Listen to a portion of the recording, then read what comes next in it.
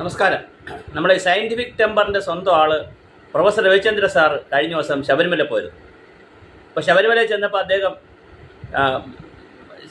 ഇടിമുടി കെട്ടുമായിട്ടൊക്കെ ഇങ്ങനെ പോയപ്പോൾ മുമ്പേ പോയ ഒരു സ്വാമി പിന്നെ ഇത് കാല് തട്ടി ഒരു വേരിൽ തട്ടി സ്വാമിയുടെ കയ്യിൽ നിന്ന് മഞ്ഞൾപ്പൊടി അവിടെ താഴെ വീണു. അപ്പോൾ രവിചന്ദ്ര സാർ നോക്കിയപ്പോൾ തൊട്ട് പിറകെ പോവുമായിരുന്നു അദ്ദേഹം ഉടനെ തന്നെ എന്ത് ചെയ്യുന്നു വെച്ചാൽ ഈ സ്വാമി അങ്ങോട്ട് മഞ്ഞൾപ്പൊടി താഴെ വീണപ്പോൾ കാല് തട്ടി വീണതാണ്, വേരിൽ തട്ടി വീണതാണ്, സ്വാമി അങ്ങ് പോയി.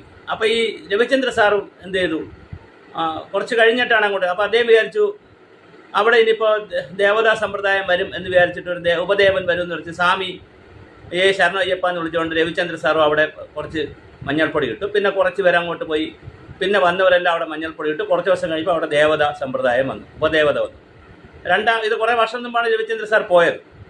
ഇപ്പം വീണ്ടും രവിചന്ദ്ര സാർ പോയപ്പോൾ കാണാം ആ ശബരിമല വഴിയിൽ ഈ നേരത്തെ വേരിനടുത്ത് വേര് കാണാനില്ല, മഞ്ഞൾപ്പൊടിയില്ല, അവിടെ ഒരു ഉപദേവത ഇരിക്കുന്നു.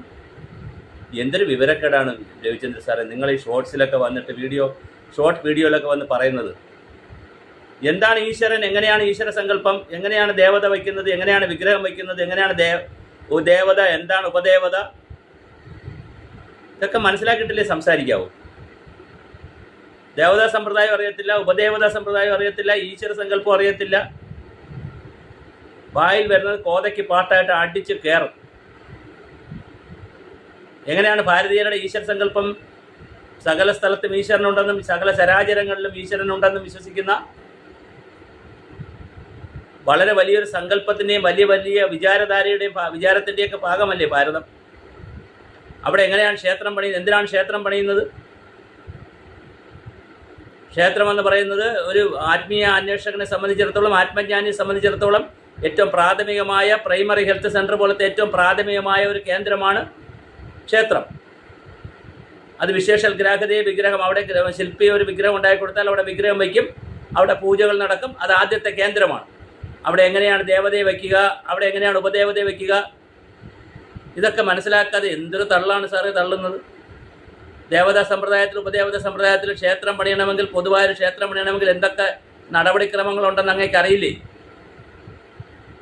താന്ത്രിക ആചാര്യന്മാരുടെ പുസ്തകങ്ങളും വേദങ്ങളുടെ പുസ്തകങ്ങളും ഉപനിഷത്തുകളും എന്തൊക്കെ ഈ നാട്ടിൽ ലഭ്യമാണ്. ഇത്രയധികം ലഭ്യമായിട്ടുള്ളൊരു ആചാരവും ഒരു സമാജവും ഹിന്ദു സമാജം പോലെ വേറെ ഉണ്ടോ? അതൊക്കെ എടുത്തൊന്ന് വായിക്കുക, എന്നിട്ട് തള്ളി മറിക്കുക. താങ്കൾ എന്തായാലും ശബരിമല പോയത് നന്നായി. ഇത് കാണാൻ പറ്റിയല്ലോ താങ്കൾക്ക്.